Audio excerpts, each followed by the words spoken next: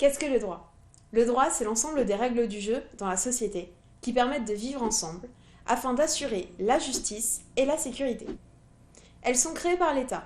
Chaque année, il y en a de nouvelles. Certaines sont créées, certaines disparaissent, certaines sont obligatoires, d'autres non. Et elles ne sont pas toutes créées par la même autorité. Le droit est partout. Par exemple, lorsque je vais dans un magasin pour acheter quelque chose, c'est un contrat. Quand je vais chez le coiffeur pour me faire couper les cheveux, c'est un service que j'achète. C'est aussi un contrat. Il est régi par le droit.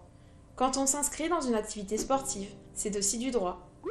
Le droit est partout, mais il y a aussi des règles. À l'école, quand je demande la parole, quand je lève la main, quand j'évite de me disputer avec un camarade, c'est une règle.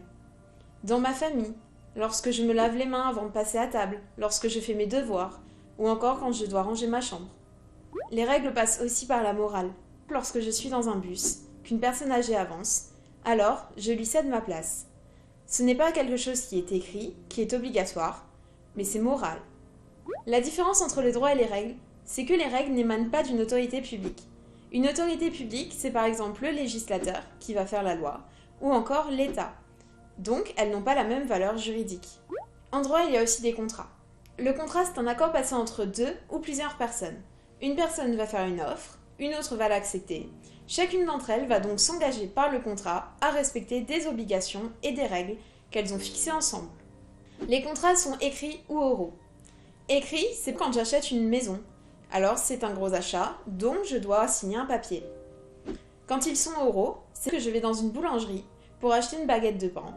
Alors j'en discute avec le boulanger et je passe commande. Si on ne respecte pas ces contrats, ou bien le droit, alors on peut avoir une sanction. Par exemple, des dommages et intérêts. C'est une somme d'argent. En France, il y a différentes règles de droit dans la société, avec différents niveaux. C'est ce qu'on appelle la pyramide de Kelsen. Kelsen étant un auteur. Tout en haut, on y trouve la Constitution, puis la loi, les règlements, mais aussi les décisions des juges. Les décisions des juges, on les appelle la jurisprudence. La Constitution, c'est la devise de la France, à l'article 2, liberté, égalité, fraternité. L'abolition de la peine de mort, en 1981, provient d'une loi. Le droit peut aussi venir d'autres pays, il n'y a pas que la France, comme l'Union européenne. L'Union européenne va signer un traité, donc du coup tous les pays vont devoir respecter cela. Ça peut aussi être un traité entre plusieurs pays qui ne sont pas forcément dans l'Union européenne, mais qui vont avoir un accord entre eux parce qu'ils ont le même point de vue sur un sujet.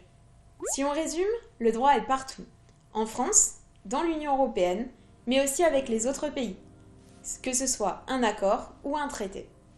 Le droit est fait pour protéger des droits, et parfois des personnes spéciales vont en avoir. Par exemple, les enfants ont un droit spécifique. Si on ne respecte pas cela, comme toutes les règles de droit, alors il y a une sanction.